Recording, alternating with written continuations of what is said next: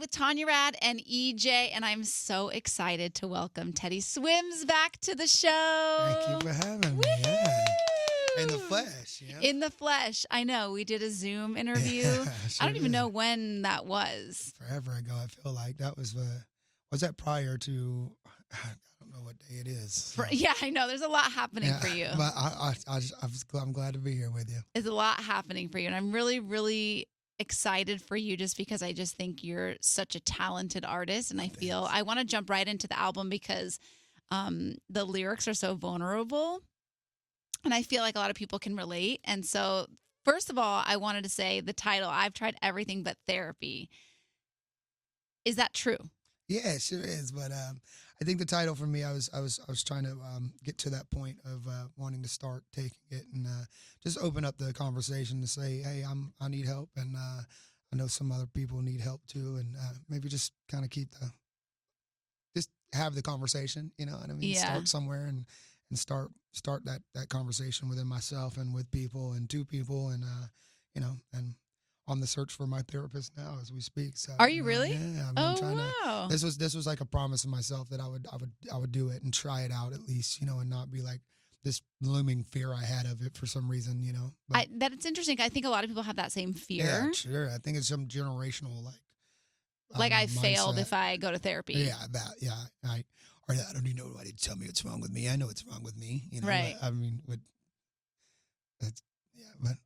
do you feel like writing, and creating music is therapy for you? Yeah, sure. But I think it also can be bad too, because I'm the kind of person, like, if I write something, and you can release it and it'd be like relieving to you, but you can also, like, I'll write something, maybe something I'm going through, and I'll write it 100 different ways and 100 different perspectives to actually, it ends up being like the smallest little problem I had in my life I wrote about. I've done it 100 times, and now it's taking care of me and my family. So now it's like the biggest problem in my entire life, and it's just turned this little problem into something massive, And so it can also do the opposite of you if you're not careful, So you gotta really reconcile things and not just keep talking about them. That's so true. Making them huge, Is there any song in particular that you feel like that about? Yeah, there's this song. The first song on the album is called "Some Things I'll Never Know," and I still haven't gotten I cried when we recorded it, and I just sob every day when I play it. Still can't get through the song without crying, and I think I love the song though. I think it's so powerful. It is very powerful. It's just about not having closure, and people walk out of your life, and and there's no closure. It's just kind of you got to reconcile that yourself, because people don't tell you why they left. You can't have done anything to keep them around. You can sometimes they just block you, and then they just have a kid, or something and you're just like, I wish I could have helped you. I wish I could have made you stay. I wish I could have kept you around. And you just don't get closure a lot of times in relationships when people leave. And so I think that was that song for me is a lot of my own internal trying to give myself closure, And I saw that you said about that song that sometimes, most of the time, you don't get closure from the other person. Yeah, you have to find it within yourself. Exactly. And that's so true, because I feel like I've been through so many breakups where I'm like, I just want to have one last conversation. I need the closure. And it's like, no, actually, you just want to have another conversation with them. You're not going to get the closure after that conversation. That doesn't exist. Yeah. It doesn't. It's not real. It's I mean, maybe, but I don't want to say it doesn't exist, but it's something that we tell ourselves. Yeah. I need to just I need to know why, or I don't know what that is. What is that? Just some ego thing that somebody hurt me and walked away and then moved on with their life. And I guess I'm so important to myself that it just hurts me so bad. Right. It's like, I deserve closure. Yeah. They did something for themselves, and I just got to get over it. Is that your favorite song on the album? I think so. Yeah. That and the song "Suitcase" I think is my favorite right now too. Oh, I wanted to talk to you about Suitcase. Yeah, I love that because song. I feel it's so relatable. I feel like so many people, we all have insecurities about ourselves, and even the most confident people have insecurities. And so I wanted you to talk about that song and why you wanted to write it, because I think a lot of people have that, and I think it's something that we try and hide when we're newly dating somebody.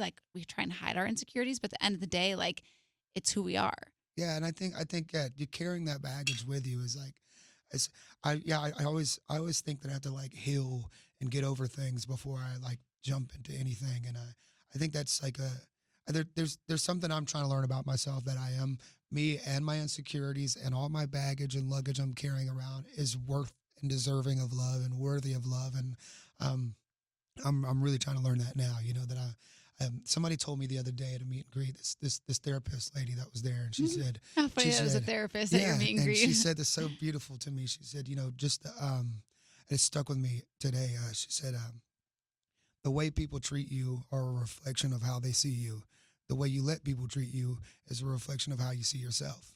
And I just get chills talking about so that. And good. I was just like, wow, man. So, yeah, maybe they didn't think I was great enough or deserving of enough, but I also went through that and let myself go through that because I didn't feel like I was deserving enough. And, right. You let them treat you that way. And that was my fault too, you know. And maybe I needed that, you know, or why would I punish myself like that, you know? It's like, so yeah, that song for me is just trying to get to this point where I'm like, I'm worthy, I'm deserving, I'm lovable, I'm not fat and ugly, you know, I'm good. Yeah.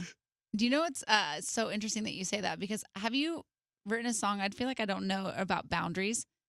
Oh man, yeah. See, I've got to learn those too. Those I don't have. Yeah, I don't really have those. I don't either. But I actually read this book called Boundaries, and I feel like you would you would get a lot from it too. I'm gonna check that out. Yeah, it was very good. I've been doing my audiobooks a lot lately, so I definitely check out Boundaries. Yeah, that'd probably be pretty healing for me. Do you do that when you're on tour? Do you listen to a lot of audiobooks? Yeah, I've been listening to this book called The Pig That Wants to Be Eaten, and it's like it's just a bunch of 5-minute like little like moral dilemmas. You know, it's really neat. It just kind of gets you asking like, what would you know, like the train scenarios and like stuff like that, where you're like, huh.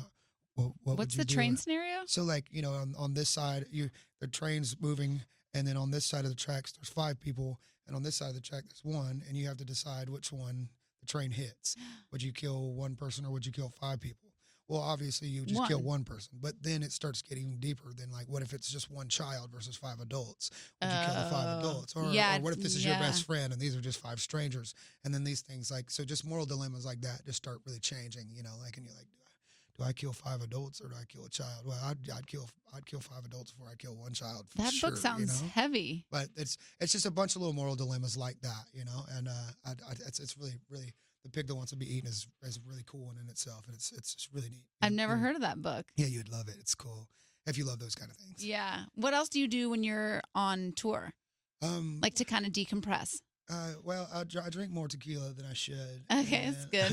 You know, but a lot more than I should. But I'm grateful I get to do it with my best pals though. So we hang out, we play PlayStation, play a lot of Mortal Kombat, and you know, I get to do this with my best pals, and I've known them forever. So that's decompression all in itself. You know, just being around them and having that kind of foundation around you at all times. I think we're the best family in the world, and I love those guys. So.